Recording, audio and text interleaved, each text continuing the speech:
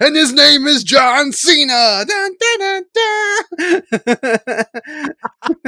All right, let's try that again. No, I know that's good enough.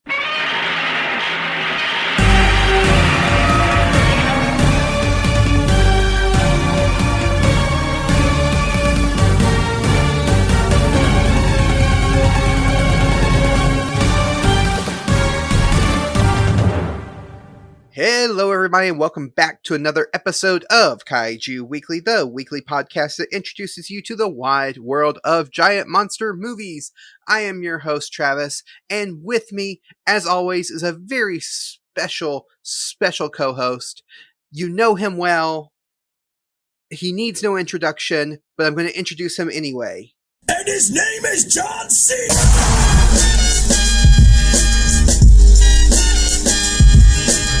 Your time is up, my time is now.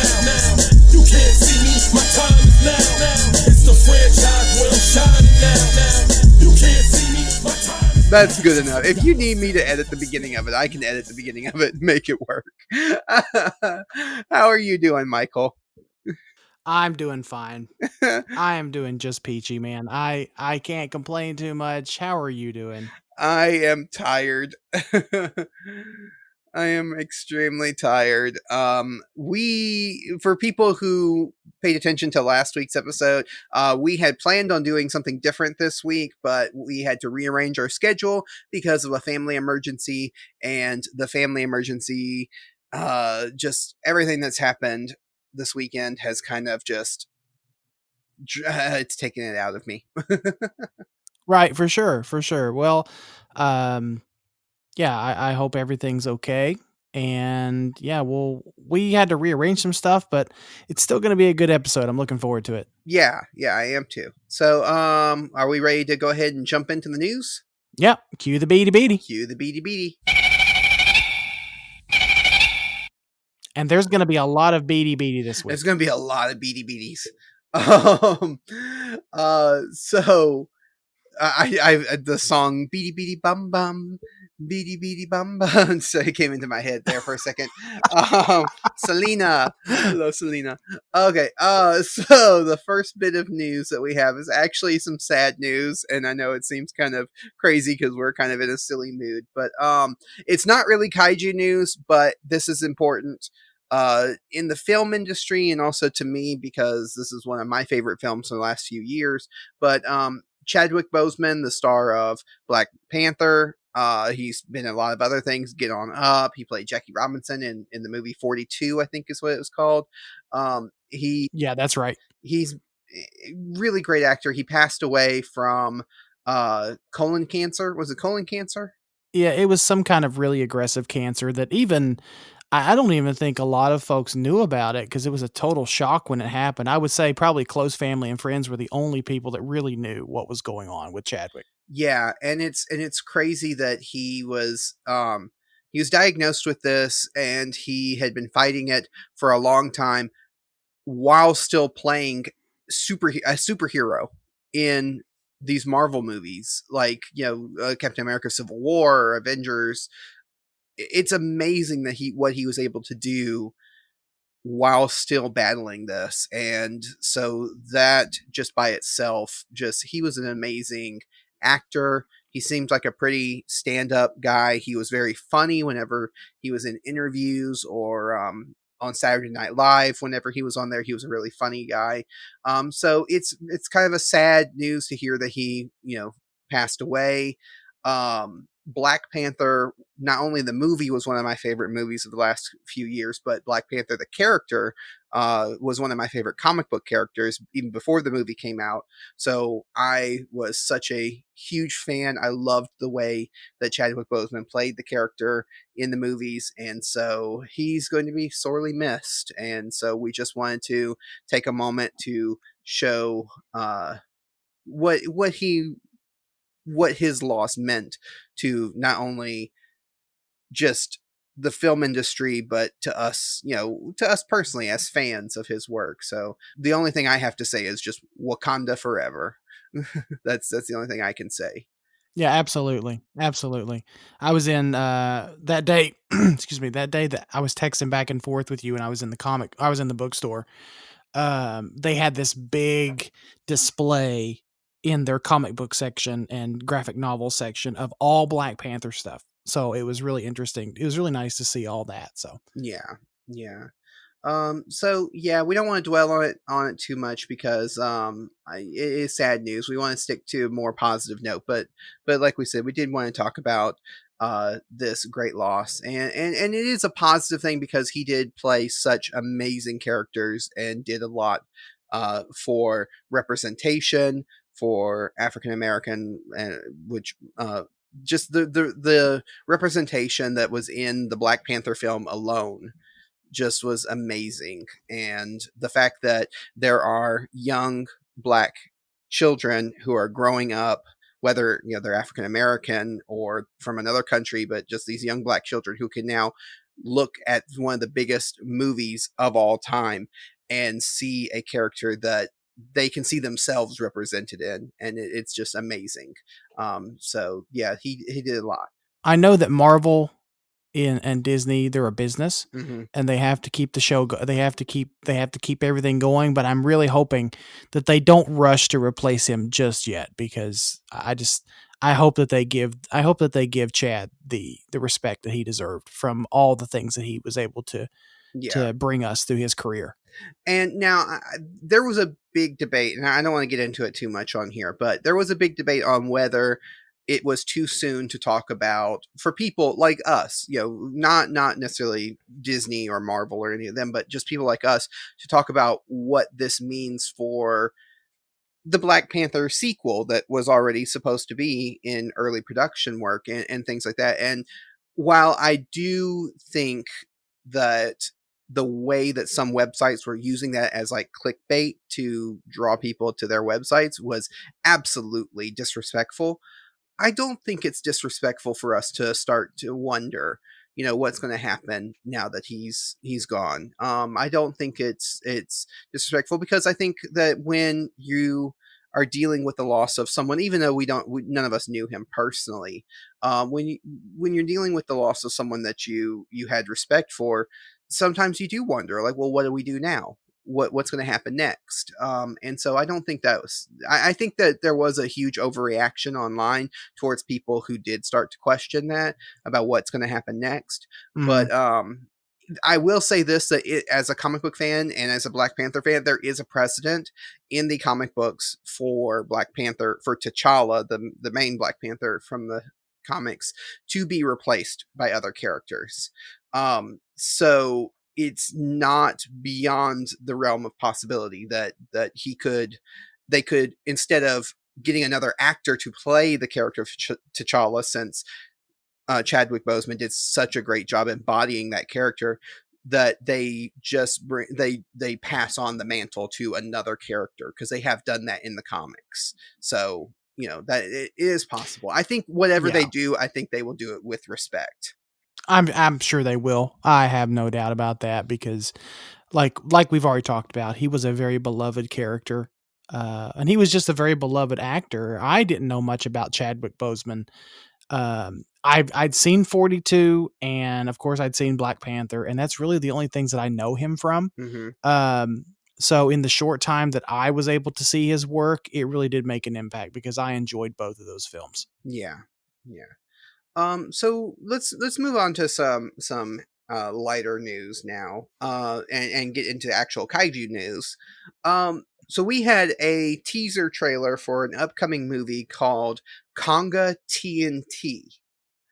Now, this movie, this movie looks like one of the schlockiest, dumbest things I have ever seen, and I don't know if I like. I like silly schlocky movies. I mean, I love Night of the Lepus, Uh-huh. but my favorite type of movies are always the ones that where they go in with the intention of making an excellent film and then they just fail so miserably. This movie looks like it was Uh-huh. intentionally made terrible, kind of like the what do you call it, Sharknado films. Yeah, who does Shark? I freaking see Asylum. There we go. Like Asylum films. Yeah. Yeah, And yeah. so Like I'm like not super thrilled about this movie. Anyway, go ahead. Go. I'm sorry. well, okay. So Travis, if you made me watch Little Shop of Horrors, if I came You liked really Little Shop of close to Horrors. having to do, Don't act like I forced you. You enjoyed that movie. well, I was gonna say since I came super close to watching Attack of the Killer Tomatoes and Night of the Lepus, we are gonna do Conga TNT for this podcast. You are going to owe me big time for making me watch this movie.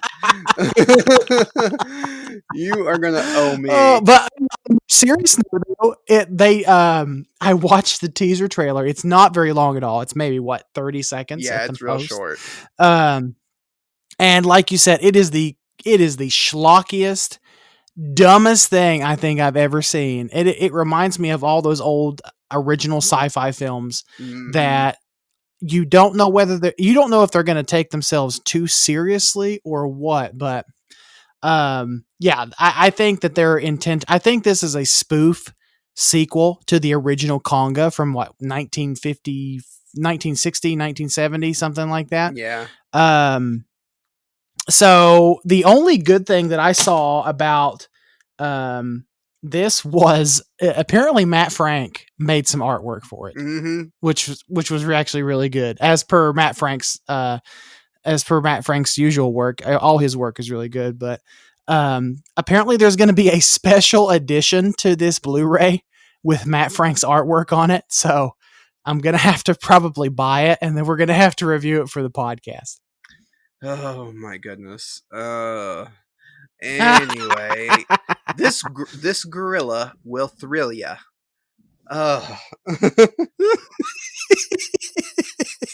It's so stupid. It really is. It's so stupid. I didn't think that a movie could be so stupid that it would just be too stupid for me. But just, oh my goodness. So, if anyone's interested, we will put a link to the teaser trailer in the show notes. If you haven't seen it, go check it out because it is an experience. It's only 30 seconds, but it's hilarious. I made people watch Yeti. Oh, that's the one. Yeah, that's the one. Because I was trying to think of the movie that you made us all watch for Kaiju Quarantine. Yes. I said, if you're going to make us watch Yeti, oh, hell yes. I'm going to make you watch Conga TNT for this. This podcast. I would take 1,000,000 Yetis and Yeti sequels over this movie. Like, this movie looks so terrible. Oh man. So it's gonna be glorious. Oh man. So look forward to our review of that. When is it coming out? I didn't even see when it was actually coming out. Oh, I don't even know. I looked in all it says is 2020. It doesn't have an actual hard date, I don't believe. Okay, so it's coming out within the next few months. So yeah, that's going to be great. Yeah, I thought it's going to come out before the end of the year. I know that. I thought this was like them premiering the movie Conga on the TNT network. I didn't realize when I first saw the trailer for this that this was an actual movie all to itself. I was like, oh, the movie is called Conga TNT. Okay. Just, oh man. Yeah, to be fair, I thought the same thing. I think we finally found our movie that Rob needs to guest on with us. Rob from Tokyo Lives. Ooh, needs to, yeah, I may. Yes. Yeah, he's on Twitter now, so I'm going to message him and be like, hey, Rob, you want to watch a trashy movie with us? Yeah. This would be the perfect one for him. Oh man, so moving on from Conga TNT, please, for the love of God, let's move on. So our friend Elijah Thomas, who's the host of the Kaiju Conversation podcast, he has published an article over on GodzillaMovies.com titled Gamera History of Home Video. It's a really good and interesting article to read. You guys talked about it on the bonus episode that we released just this weekend.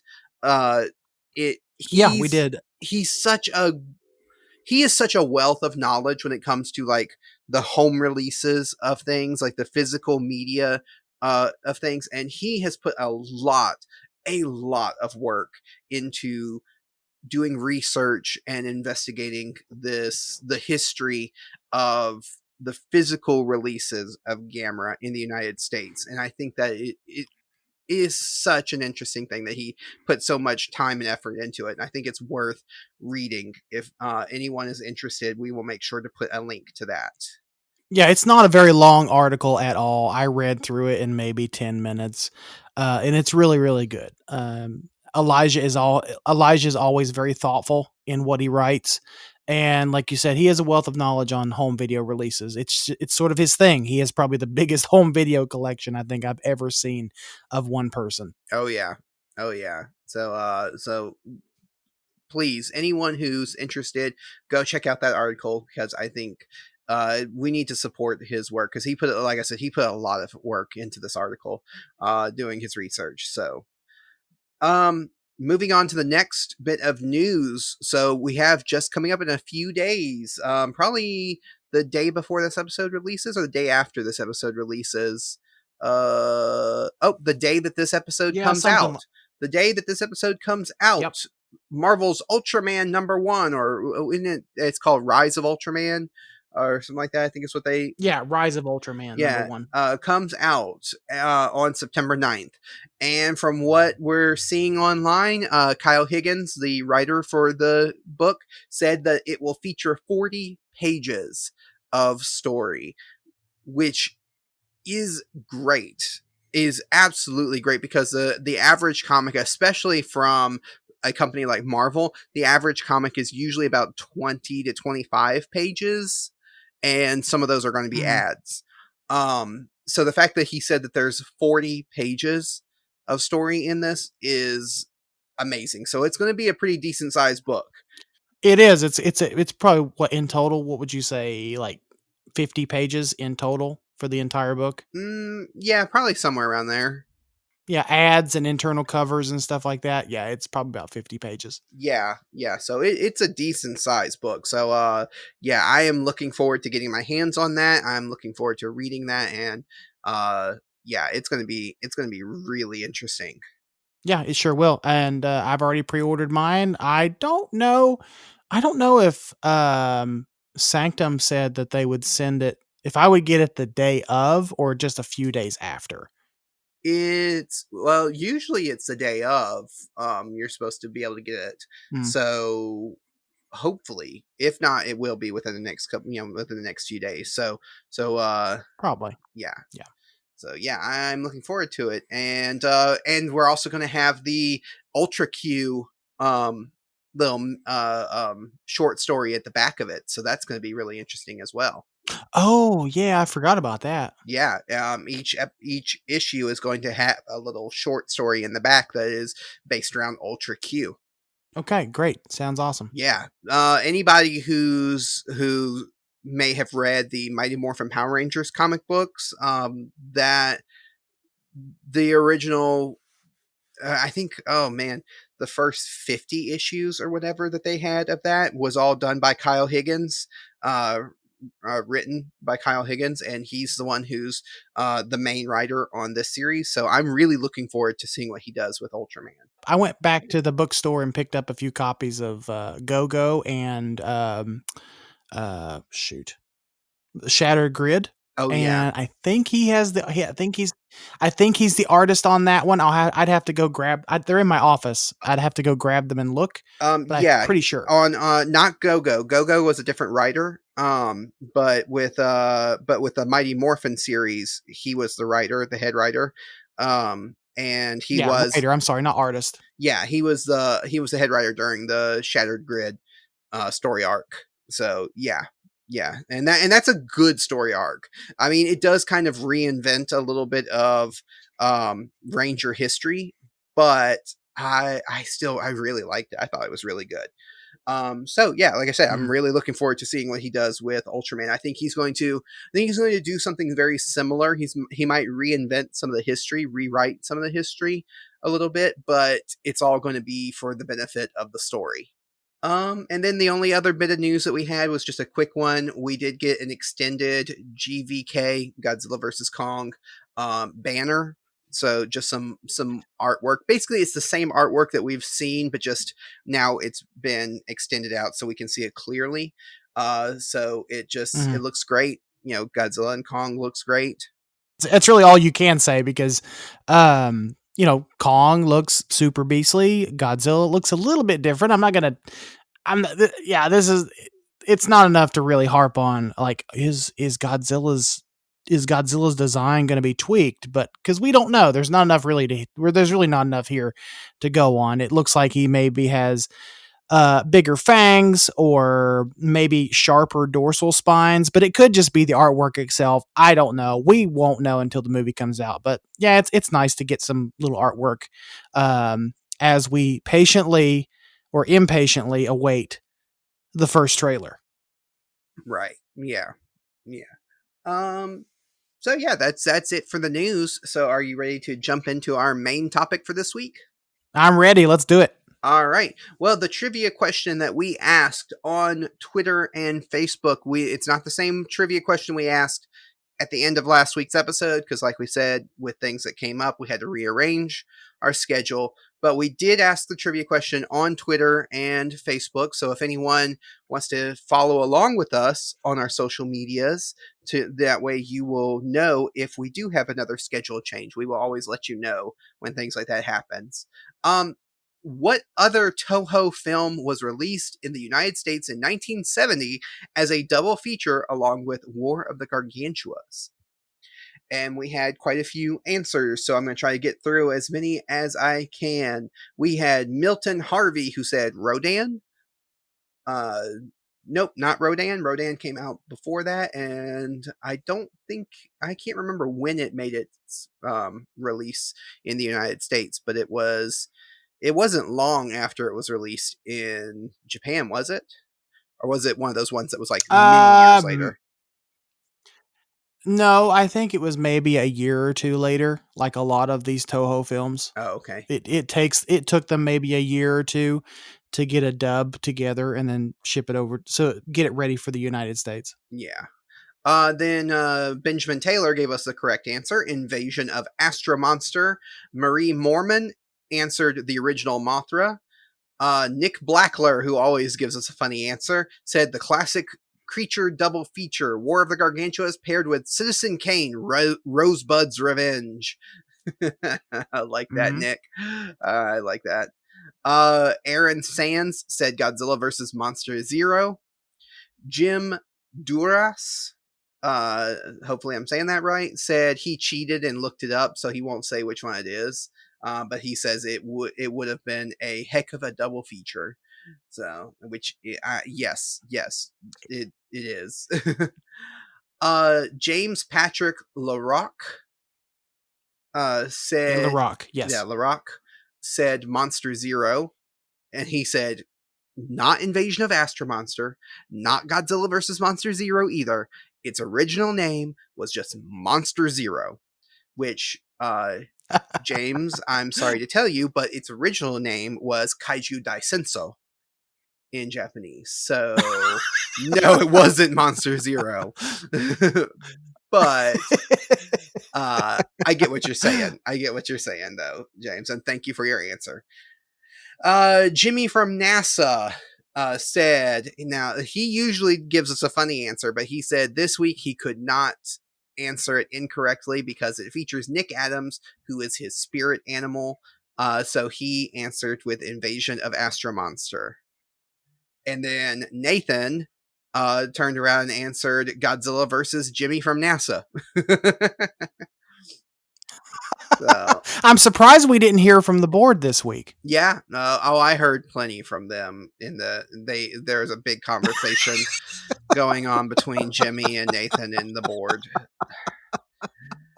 Our friend over at Godzilla Novelization Project, Danny Demana, sent in a GIF of Nick Adams saying, "Tell me about it, baby," which is one of my favorite parts of this movie. I love that line. I love that delivery. I love that scene. It's so good. So thank you, Danny, for sending that GIF over. Ken Bockelman said Monster Zero. Alex Sperling said, now I don't know if I can say this on a family friendly show.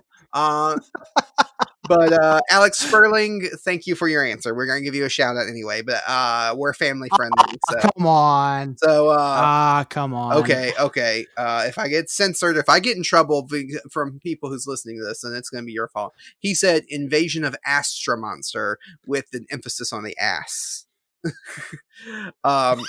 Which Alex from Monsters vs. Men had fun with, because of course he did. Well, Yeah. you know, I'm gonna leave it alone. Elijah from ET Productions sent in Invasion of Astro-Monster, aka Monster Zero, aka Godzilla vs. Monster Zero, aka Godzilla vs. Monster Zero, just with a different spelling. Then we had at GojiFan33 sent in Invasion of Astro-Monster. And then my favorite answer for this week was from the Giant Monster BS guys, from the Giant Monster BS podcast. They said, my guess is Godzilla versus the language barrier. Stop me if I'm wrong, but I'm fairly sure that my answer is not incorrect. And I'm very surprised. I'm very surprised they didn't send us in Monsters Inc. this week, because we've been making the joke about them always sending us in Monsters Inc. Maybe there's some kind of secret message. Nope. I don't. Or did they? I don't see anything in here. Nope. No secret message in here. No, I don't see it either. Yep. Nothing at all. But oh well. Moving on. Thank you guys. So that's all the answers that I found from our social media. Thank you guys for sending in your answers. Our main topic, of course, is Godzilla versus Monster Zero, or Invasion of Astro-Monster, or Kaiju Daisenso. It stars Akira Takarada, Nick Adams, Kumi Mizuno, Akira Kubo, Haruo Nakajima as Godzilla, Masaki Shinohara as Rodan, and Shoichi Hirose as King Ghidorah. And it was directed by Ishiro Honda. And the plot breakdown is aliens from the mysterious planet X, which resides on the dark side of Jupiter, come to Earth asking its people to help them save their world from the dreaded King Ghidorah by letting them borrow Godzilla and Rodan. However, the aliens are actually planning to use the three monsters to take over Earth for themselves. Now, getting into our opening thoughts. What are your opening thoughts on this movie, Michael?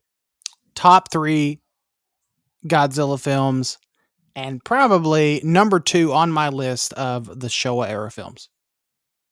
Wow. Yeah. It's really great. It's up there for me too.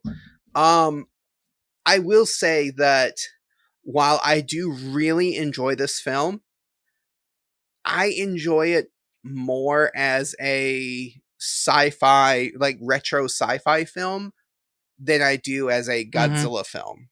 Because it is more of a sci-fi. It's more of a hard sci-fi film than it is a Godzilla film.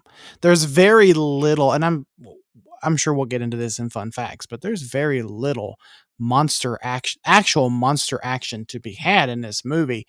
It's more like this movie is more like a bunch of really interesting human drama and a bunch of interesting alien drama with a few kaiju mixed in. Yeah, for sure. And I don't think that's necessarily a bad thing. I think if you go into this movie, especially if you're watching as a marathon of all the Godzilla movies, this one might be a little disappointing if you're the type of person who really enjoys the monster fights, the monster wrestling, as we like to call it. But I think that, I mean, everybody who listens to this podcast knows how much I love Akira Takarada. I do love Nick Adams and Kumi Mizuno, just as much too. The acting and the characters in this movie make it so much fun to watch that even that when it does cut away to the monsters, I'm kind of just waiting for them to go back to the human characters, because I'm like, I'm more interested and more invested as a lifelong Godzilla fan. I am more invested in the story of Glenn and Fuji and all of them than I am the actual monster fights. So I don't know if that's a good thing or a bad thing, but it's definitely something that's interesting about this film. Yeah, absolutely. This is one of the few films that has really interesting enough human drama to not just to really not make me care if I see a whole lot of monster action, because I think in total there's only 18 minutes of monster action in this movie, and the entire plot drive and the entire plot is driven by our human protagonists and their interactions with our alien exilian antagonists, and it's really really good. If we want to go ahead and dive straight into our likes and dislikes, I'm gonna go ahead and just right off the bat, Nick Adams. I watched this movie both the Japanese with Japanese dub with the English subtitles, and then I watched it again for kicks and giggles. I watched the UPA dub, the English dub, simply because Mhm. I really enjoyed Nick Adams acting in this movie. Yeah. Yeah, I really enjoy, well, like I said, I really enjoy all of the actors in this. And that's the thing. There are there are Godzilla movies that really focus on some of the human characters, but I don't think that they're as interesting as the characters that we have here. And I think a big part of that is the actors that are portraying these characters in this movie. I think the actors do such an amazing job in this. Nick Adams, of course, is, I mean, like, anybody who's a fan of Godzilla films knows who Nick Adams is, because even though he's only appeared in one Godzilla film, one actual Godzilla film, his presence is known. Like, people know who he is because he was such a Oh yeah, for sure. standout character. Yeah. So yeah, I definitely think that he is a standout one. I think Takarada is great. The camaraderie between Takarada and Nick Adams in this movie is so great. I love the bromance they have going on in this movie. It's fantastic. I'll be honest with you though, Takarada didn't really. I mean, he had some agency, but he was not the star of the show for this movie. No, he really wasn't, and that's the thing, because we've talked about before with our review of um what was it, King Kong Escapes? Yeah, King Kong Escapes. Yeah, King Kong Escapes, where they give a lot of attention to the American actor, but Takarada really does outshine him. But in this, Takarada is not outshining Nick Adams. Nick Adams is absolutely holding his own and is doing a fantastic job. And I don't think that either one of them really outshines the other. I think the two of them together make an excellent duo.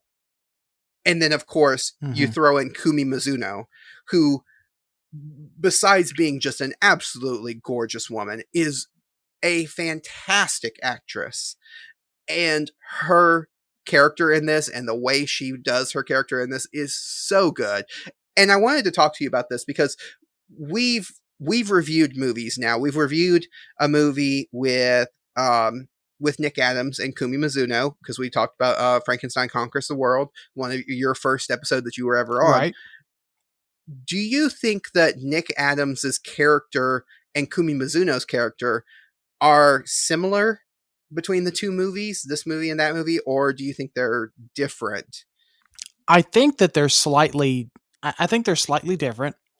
This movie, I can't remember exactly who came first. If Astro-Monster came first, or if Frankenstein Conquers the World came first.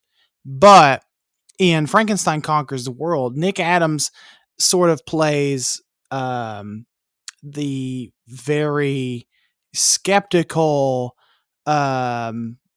Well, I guess they do try. Like I'm sitting here thinking, I guess they kind of do play the same character in both movies. I think Nick Adams, his character is similar because I think just him as a person, he probably has that kind of like charisma and swagger that he just brings to whatever character he's doing. Mm-hmm. But this oh, by the way, uh, Frankenstein Conquers the World came first, and then Invasion of Astro-Monster came second. Okay. The thing that I think is really interesting about this film is that in this, Nick Adams plays a very James Bond type character in the way that he just has that kind of like the bachelor who's, you know, wooing the woman, and he's got this just carefree sensibility about him. And I just, and of course, like I said, the charisma and stuff that he carries. Whereas in Frankenstein Conquers the World, he seems more, I don't want to say pared down, but he does seem a little bit more, uh, um, more serious and more business in it. And that's not a bad thing because that's the character. The character is a scientist. He's more focused on, you know, on his job and stuff. And I think that I think that's a mark of a good actor is when he plays two totally different characters in two totally different movies. You know, it really shows that he does have Yeah. the ability to change and have the range and stuff. And so that was my point in that. What did you think of the Exilians? I really like the Exilians, like especially especially the commander. Not to be confused with the controller. Or not. I'm sorry. I'm getting them reversed. I'm sorry. The controller I liked more than the commander. The commander is the one we saw on Earth living in that house on the island. The Mm-hmm. controller is the one that they interacted with on Planet X, and in the Japanese version, he's referred to as the commandant. Um, when you compare the Exilians to some of the other aliens in that we get later on in the Godzilla franchise, where do you rank them? They're the top. They're the top for me. I rank these slightly above even the simians from the Showa Mechagodzilla duology. Uh, from later in the Showa era. And I definitely I like these Exilians more than the Exilians we saw in Final Wars. Those Exilians were too hammy. It was too much Right. early 2000s cheesiness like the Matrix for me. But I really like these Exilians from Astro-Monster. I just think I think it's interesting that they show very little emotion, that they're completely driven by the computer. Mm-hmm. The computer is literally telling them what to do, what to think. And it's an interesting dynamic where the conversation that I'm thinking of, I think it's toward the middle part of the film when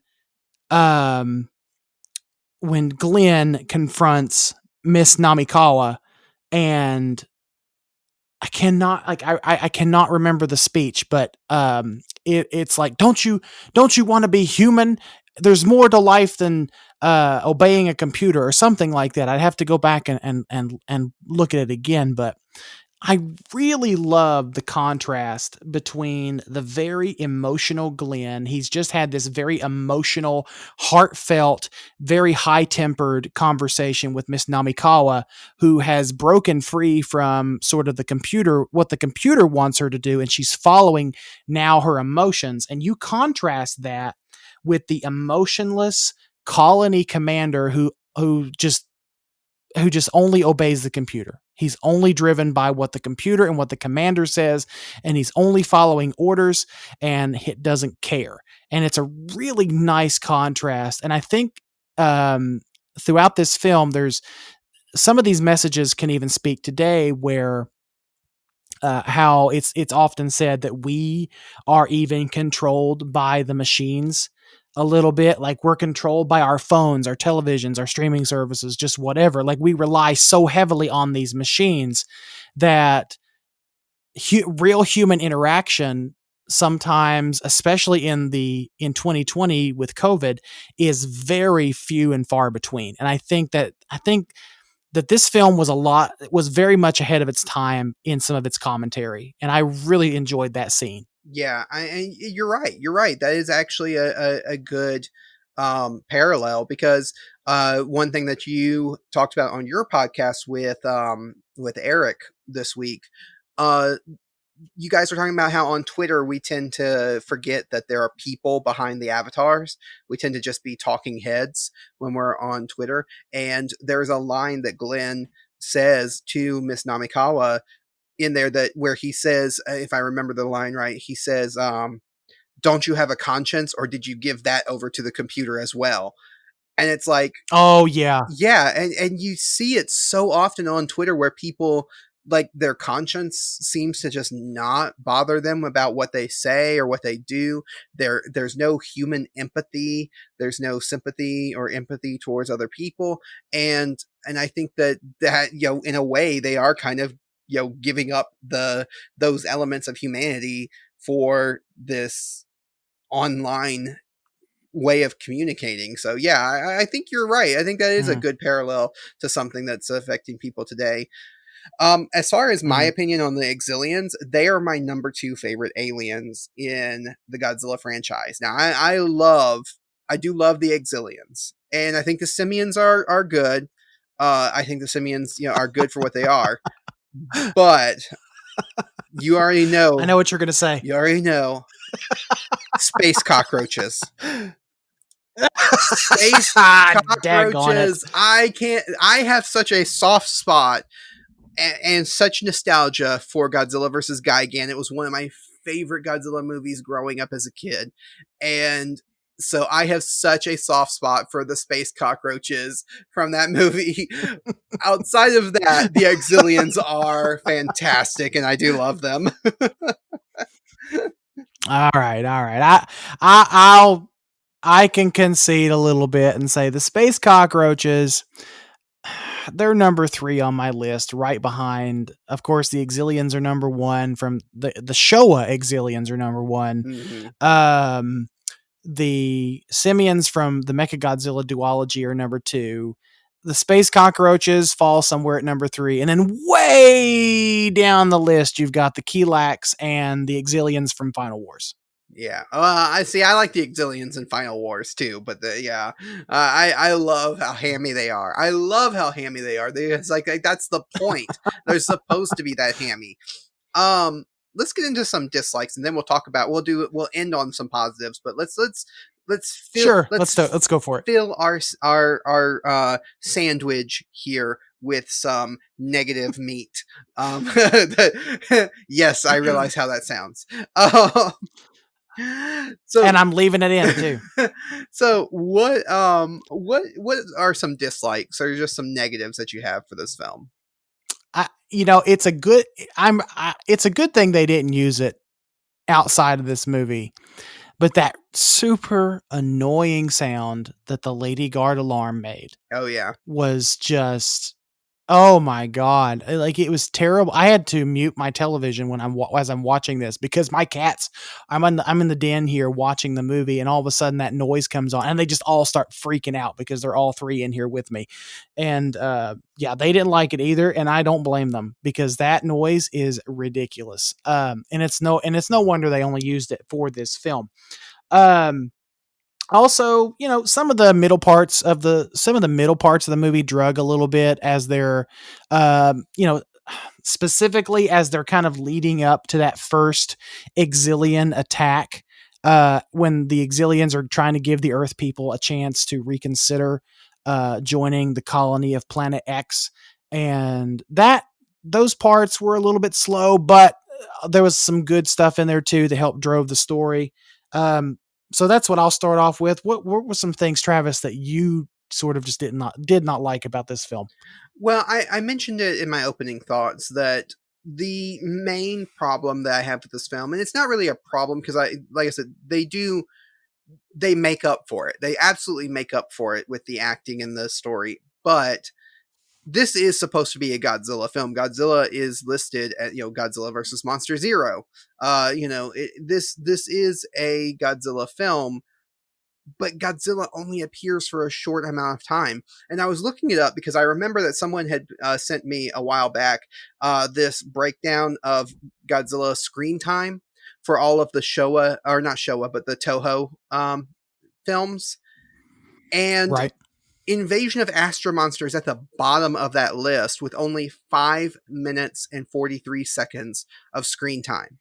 Oh, wow. I thought it was a little bit more than that. What I say earlier, like 18 minutes? Yeah, you said 18. Oh, wow. 18's Okay. up there as one of the highest because Return of Godzilla, or 1984, has 18 minutes and 54 seconds. So, and even Shin Godzilla is close to 18 minutes of screen time. So, the highest listed as far as Toho produced Godzilla films is Godzilla versus Mechagodzilla 2, the Heisei film, and that's at 26 minutes and 56 seconds. Yeah, I can see that because that battle felt like it just went on. It goes on forever. But yeah, so 5 minutes, well, 6 minutes, let's say 6 minutes of screen time for Godzilla. That is not a lot. And yeah, I mean, I do, as I am a huge Godzilla fan, and if I'm watching a Godzilla movie, I do want to see more Godzilla. So I will knock it some points just for the fact that Godzilla takes such a back seat. That being said, I don't think it's as big of a deal because the stuff that they fill that time with is worth watching. And like I said, my opening thoughts, I actually was more interested, more invested in the story besides Godzilla, so that when Godzilla did make an appearance, I was actually wanting them to go back to the other because I'm actually more invested. Well, Travis, allow me, if you don't mind, to throw some positivity mayonnaise into this for just a second and say that when they do use the kaiju, it is used well. It is used effectively. Yeah. Oh, yeah, I do agree with that. I think they're used effectively. I don't like which you may not have noticed if you're not a diehard fan who recognizes these things, but I'm sure you noticed it. But some of the footage in here is actually stock footage from other movies. And so it's like, so not only do we only get like 5 minutes of Godzilla, but some of it is actually stock footage from previous movies. True, but you got to think about this too. You got to kind of think about this movie in context of when it came out. I mean, yeah, we notice it now because we have streaming and home video and we can buy multiple copies of this movie and other movies. But in the 1960s and 1970s, was this film easily available to the mass population, or did you have to only go to theaters to watch it? What I'm wondering is, did people in the 1960s and 70s, could they tell unless they did the only way I feel like they could tell, honestly, is if they did like a double billing, like a double feature of this movie with Rodan, with War of the Gargantuas, and with Ghidorah, or did a multiple movie marathon with those films. That's for people in the 1960s and 70s. I feel like that's the only way you could tell. Yeah. Yeah, I get you. I get you. In the time period, I think stock footage was not as looked down on as it is nowadays, because we look at it as, we can see the films that they're getting the stock footage from. Whereas, like you said, back then, those films were not necessarily available. And even if they did recognize it, it's like, well, home video didn't exist. So it's like, I'll get to see this movie again. If it's stock footage from a previous movie, it's like, well, I'm getting to see that scene again that I really liked from a previous movie. So it's like a bonus. Yeah. So yeah, I get it. But to me, it's just like, I don't understand, because Ghidorah, the three-headed monster, was one of the best received Toho Godzilla films from the Showa era. So if it was so well received and they're doing this sequel, why they had to use stock footage? Because it's like you think they would have had a decent enough budget to put towards the filming scenes with the monsters. So I don't know. It's a small nitpick, and I fully admit that, but it is something that did bug me. Yeah, the stock footage in this, though, I will say, is not as egregious as, say, Destroy All Monsters, because the stock footage in Destroy All Monsters, especially with the scenes with King Ghidorah, are very much obvious they were taken from Ghidorah, the three-headed monster. Oh yeah, and specifically, go ahead. Sorry, and I think maybe it's not Destroy All Monsters I'm thinking of. Correction, it's Godzilla versus Gigan. That's the one I was going to say. They took they took a lot of stock footage from Ghidorah, the three-headed monster, in that film too. Yeah, and it's really horrible because like the scenes that they're trying to pass off as part of Godzilla versus Gigan are daytime shots, whereas the movie is set at night. So it's like it's such a So it's definitely worse in later movies, but it's just I don't know. It was a little nitpick. Like I said, I was actually reaching when trying to find negatives for this film because I did really enjoy it so much. I was too. I have very few negatives, honestly. Yeah. Going back to just to finish off with some positives, my last positive that I want to talk about is I've talked about the acting because, again, that is my favorite thing about this film. The speech that Glenn gives to Miss Namakawa is so good, and I wish I could get a transcript of that speech because it is absolutely just top-notch, excellent, and well delivered, and I love it. I love it so much. What are some final positives that you want to cover? There are some really interesting shots in this movie. The one that comes to mind at this moment is when Planet X, when the Exilians are launching their first attack, and so you've got they first call Godzilla into the battle. They first call Godzilla and Rodan into the battle first. Then they join the attack, and then lastly they call King Ghidorah back from the west to join the attack. Right? Because at this moment, King Ghidorah is supposed to be in America. Right. So they call him back to Japan to join the attack. And you get this really nice panoramic shot of Rodan on the far left, Godzilla in the center, and then you've got Ghidorah on the very far right hand side, and then you've got the Exilian ship in the background. And that's a really interesting shot to me because that's something that you never ever see in any other Godzilla film, and that's what makes this film good. That's what makes this film unique. Is you have these three titans, these three giant monsters that are mortal enemies with one another, fighting on the same side, and you've got the military and people running in the foreground. And I just think that the way it's composed, I think it's a really good shot. Also, some of the tokusatsu, or some of the the tokusatsu is really good in this film too, but some of the other effects, like the I know this gets talked about a lot when people reference this film, is Godzilla's foot coming down on buildings. Oh yeah. This was sort of a first for Showa era films. Now we would see this a lot in Heisei and Millennium films, but we didn't see this a whole lot in Showa films. And it was a first, and it was a really interesting thing that they made this huge maquette, or this huge model of Godzilla's foot crashing into these buildings. And the way those shots are composed too are super interesting. Yeah. There's a lot of firsts in this movie. This is the first time that an actual alien race is seen on screen in a Godzilla movie. Now, we had hints to aliens in the previous movie with Ghidorah, the three-headed monster, but this is the first time we see an alien race.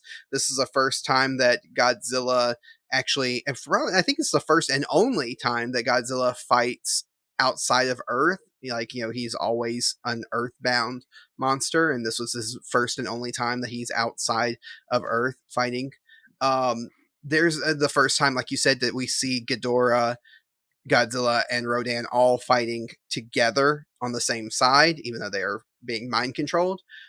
So it's there's so many firsts in this film that I think is really interesting. And we get to see Godzilla dance too in this film too. Yeah, So first time we see that's Godzilla always an dance. iconic thing to watch. Yep. Oh man, He does the Shay dance. I think it's what is that what it's called? The Shay or Shay or she dance, something like that.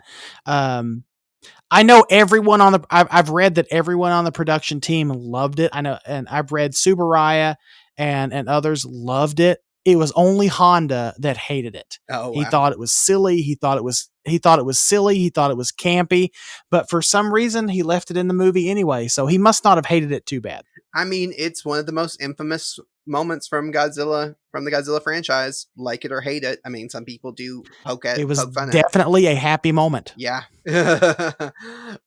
Let's get into some fun facts here before we get into our final thoughts and our Godzuki scores. So I mentioned how this was the first time that an alien race appears in a movie. That is something that definitely shows up later on in Godzilla,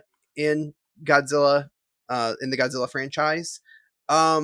This is also the first Godzilla film to use stock footage, because up until then they had not used stock footage. This uses footage from Rodan, the Mysterians, and Mothra. So that's the 3 films that it used stock footage from. Let's see what else we got here. Godzilla's victory dance from this film is an unlockable attack in the PlayStation 4 version of Godzilla, of the Godzilla video game. So, and from what I understand, it's a very powerful attack and it cannot be blocked. Yeah, that's crazy. And like you said, Honda was the only person who was cited to have hated the dance. The kiss between Miss Namikawa and Glenn is in the film is the first and only on-screen kiss in a Toho Godzilla film until you get to Godzilla City on the Edge of Battle in 2018. So from 1968 to 2018, there had not been another on-screen kiss in a Godzilla film. That baffles me, because I want to say, I feel like there was a kiss in even Godzilla, or I'm sorry, even in Mothra versus Godzilla, there was a kiss. I thought there was. I have to double back and check that out, because I did get this from IMDb, and so this could be wrong. So I will have to double check, but that is the fact that they had listed on IMDb. Was there a kiss in Ghidorah, the 3-headed monster? I feel like the princess kissed the guy that saved her, and his name escapes me. I'm so sorry. There might have been, they might not be counting kisses on like the cheek or something. But as far as an actual kiss, this is that's what they're talking about here. So yeah, that's something for us to do research on and look into, but that's the fact that I got from IMDb. If that is true, and I'm not saying it's not true, because it's very possible, because I can't really picture any other kisses in any other Toho Godzilla movies. That is really interesting that they waited so long. But and that could be a cultural thing, because I think in Japan, just those kinds of shows of affection are usually more private, and so they don't, so I don't know. That makes sense.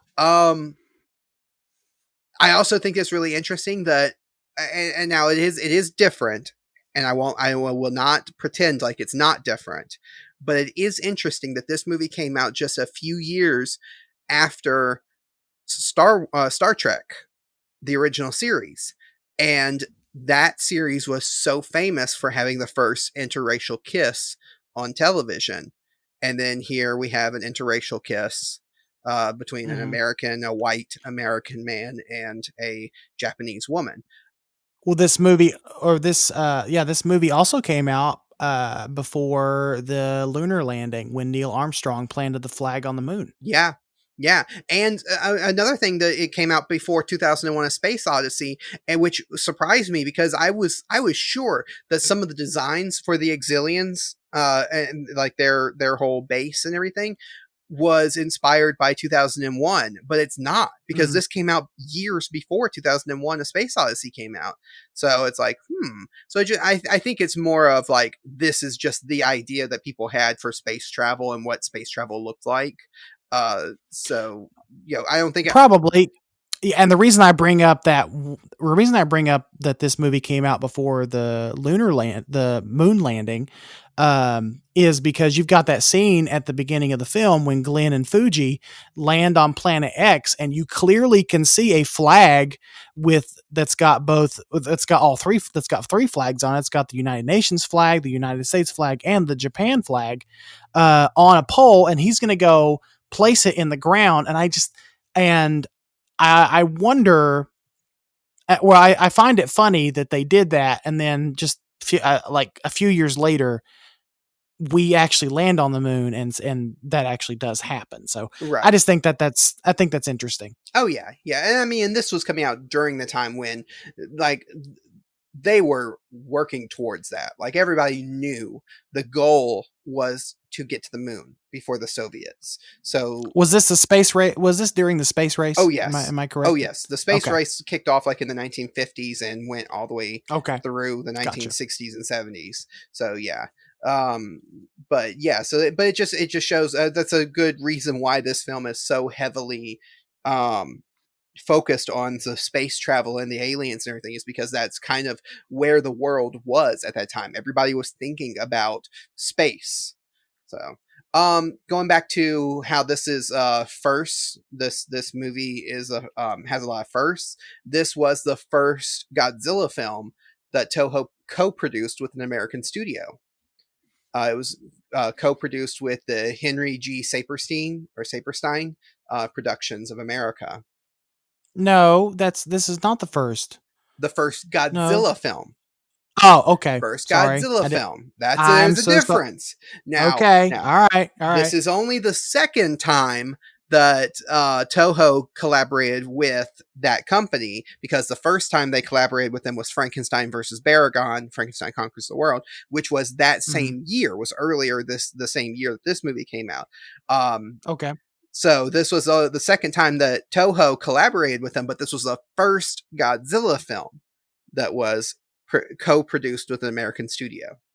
I also think it's interesting, in the international version of this film, you can hear the Exilian leader speak an alien language, which was created for the film.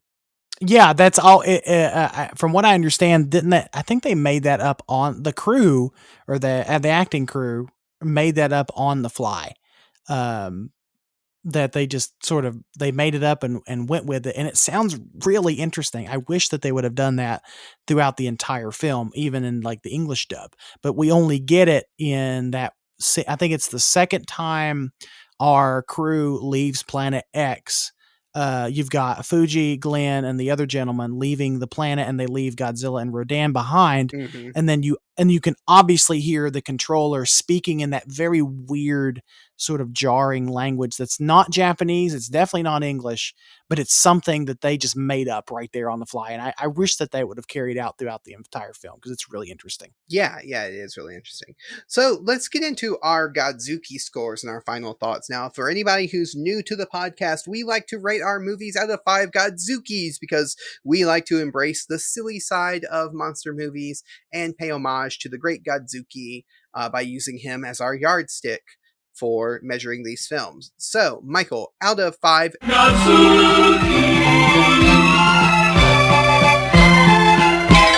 how many Godzukis do you give Invasion of Astro-Monster? I'm going to go ahead and give it 4.5 Godzukis out of 5, because it does have its issues. I do have my issues with it. There are parts, like we talked about earlier, there are parts of the movie that drag a little bit for me. I wish that the film had more Godzilla and more kaiju action, but I don't necessarily want to knock it for that, because what we do get as far as like the human drama makes up for it, because you've got Takarada's performance, you've got Nick Adams' performance, you've got Miss Kumi Mizuno's performance, you've got a lot of stellar performances here in this movie. Even the performances from the team that played the Exilians was fantastic. And so for that reason, just simply for some of the parts just kind of dragging toward the middle, I feel like I've watched the champion cut of this film, and it cuts out about, I think, 8 minutes or so, and I think it helps it out a little bit, especially during that middle part. um I just want to I want to go ahead and just give it a 4 out of 5, just because, or I'm sorry, not a 4 out of 5, a 4.5 out of 5, because it's not a perfect movie, but it's a near perfect movie, and it's one of my favorites. Excellent. Excellent. I'm going to give it a solid 4 out of 5. Just a 4 out of 5. Now, of course, I've talked about how Godzilla isn't the main focus of this movie, but the charismatic characters and the excellent acting really just makes this movie such a joy to watch. The monster action, when it is on screen, is very good. But I also think that there's better examples of monster fights and monster battles in the franchise. So I won't say that this is a standout when it comes to the monster action, but the story is so fun. It has a lot of retro sci-fi appeal. So if you like that old school pre-space travel, pre-moon landing sci-fi style, this has it in spades. For me, and I've said it before, the biggest appeal of the movie is the actors and the characters. I think that the way that they portrayed those characters, the dialogue, the emotions, just everything was top notch. I don't think there's a better example of acting in a Godzilla movie than in this one. So they're really memorable, and it's some of the best in the franchise by everyone involved. For sure. I can get behind it. I can get behind that. And I'll tack on, if you're a person who's seen and enjoyed I think it's Earth versus the Flying Saucers, you're going to like this one too. Oh yeah. Yeah, this definitely has that very retro sci-fi feel.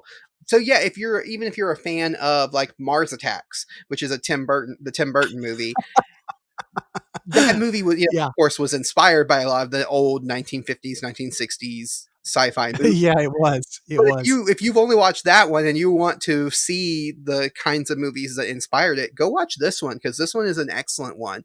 And I think if you're not a Godzilla fan, if you are just a fan of sci-fi, give this one a chance, because I think that this is probably the easiest Godzilla film to watch if you're not a fan of Godzilla, because Godzilla takes such a back seat to so much of it, but it kind of but he's still there, like he's still a presence. So if you're new to Godzilla, this isn't a bad entry point for your like Showa era Godzilla. No, not at all. Yeah. So yep, that's going to be it for our discussion on Invasion of Astro-Monster. I think everybody can tell we really enjoyed the film. So let's get into our next segment. Do you know what the next segment is? Is it the mailbag? The mailbag. What's in the mail today?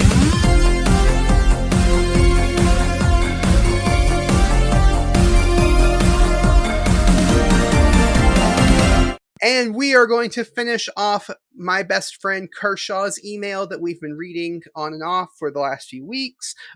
He gave us 3 main questions in his email, and so I broke it down into 3 separate episodes. So, continuing that email, after all this time, he says, listening to the opening theme of this podcast, I have to ask, when is Zone Fighter? And then he says, we might need to add another series to the review list, or at least a brief discussion. Fun fact, King Ghidorah was the only monster besides Godzilla to not die in that series. And then he says, that's all I had on my mind for now. I'm still enjoying the show. It definitely helps me out on my late night, early morning shift on Saturdays. I was definitely a noob in the world of kaiju and tokusatsu when I fell out of it, but this podcast encouraged me to get back into it. Keep up the good work, fellas. Kershaw. Thank you so much, Kershaw, for your email. We love hearing from you. and I love hearing that we have helped you regain the joy of kaiju. Oh, absolutely. And thank you so much, Kershaw. We really appreciate it. I know Travis definitely appreciates it when his best friend in the whole wide world gives us feedback. And to honestly, this is how much I paid attention. I did not know it was Zone Fighter until several months into being on this podcast. Yeah, So, I think you sent me a message one day. You're like, I just realized what our opening theme is. It's Zone Fighter. I'm yeah, like, yeah. this was and that was months into me being on the show. But to be fair, I was big into Godzilla and Kaiju, but I was not big into like just tokusatsu into Ultraman and other tokusatsu shows at that moment. So when I had that epiphany while researching what Zone Fighter was, that's when it clicked, and I was like, oh, well, okay, there we go. Yeah. So yeah. So thank you, Kershaw. We appreciated reading all of your feedback these last few episodes, and I will answer his question about when are we going to cover Zone Fighter with Oh yeah, I do for sure. want Sorry about that. Yeah, that's fine. I do want to cover it at some point in the future. Zone Fighter is one of those ones that's really hard for us to review because there's no official American release for it. So the only way to watch it is kind of through third party means. Just gotta leave Mhm. it there. I do want to cover it. I've only seen one episode of Zone Fighter, the theme song. The reason why I used the theme song for it for the podcast was Steven, the co-host that was on here previously. He was helping me create the theme song to the podcast, and we had a YouTube channel that's called Queer Kaiju, which I think we link to at the end the show notes each week because he has provided us with our opening theme song and our closing theme song. And he had a Mhm. really great Zone Fighter cover that he did that's very synth sounding, and so that's what we ended up using. But I do plan on covering Zone Fighter, but like I said, the only reason why it's hard is because there's no official American release, but we will cover it at some Yeah. point. So look forward Yeah, to we'll that. find a way. Yeah, we'll definitely find a way. I want us to try to put that on the 2021 schedule for sure. We've already taken one suggestion of Kershaw's and put it onto the schedule. So why not go ahead and do one more and review some Zone Fighter next year as well. Yep. We will definitely get to it. So yeah, that the only other thing to do for this week's episode is to ask the trivia question for the next episode. Now, because we rearranged our schedule, next week's episode is going to be the one that was supposed to be this week, and the trivia question remains the same. What animated series adapted from a manga serves as a pseudo sequel to the 1966 Ultraman show? So that's our trivia question. You can reach out to us just like Kershaw reach out to us on our email or on Twitter or Instagram. All of the links to that are in the show notes below if you want to reach out to us. Yeah, and we're going to have a special guest next week. If we can make sure our schedules will line up again, we're going to have Alex from the Monsters vs. Men podcast going to be joining us for that episode, and I'm looking forward to it. Yeah, I am too, because it's going to be a lot of fun. I am looking forward to going back in and really taking a look at that series too that we're covering. So we just want to say thank you to everyone for listening and sharing this podcast with your friends. If you want to follow us on Twitter, we are at Kaiju Weekly and at Kaiju Groupie Pod. All the links to our social media, as well as for the Kaiju Groupie Facebook group, are listed in the description of this episode. You can send questions, comments, or answers to trivia questions to our email, kaijuweekly@gmail.com. We want to say also a big thank you to Alex, Shijir, and Thorax for supporting us on Patreon. You can also support the podcast at patreon.com/kaijuweekly. And you know what I'm going to say? Help us fulfill our dreams of going to see the goo. And if you don't know what that is, go back and listen to our blob episode, because I'm just going to leave it there. Oh boy. And Travis, as always, if they can't support us on Patreon, there's one other thing that they can do to help help out the show. And that is going to Apple Podcasts and leaving us a 5-star review. Criticize us all you want to in the comment, but make sure you leave us 5 stars worth, and we promise that we will read that feedback on a future episode. And what that's going to do is that's going to put this show in front of other kaiju and tokusatsu fans just like you. It's going to help us grow the show and hopefully propel us on to bigger and better things for the broadcast. So if you guys would please do that for us, we'd really, really appreciate it. Yep. And so I think to close out this week's episode, I'm just going to say, help control the giant monster population. Have your exilians spayed or neutered. Does that sound good? Do exilians even have genitals? I don't know. Ask Glenn.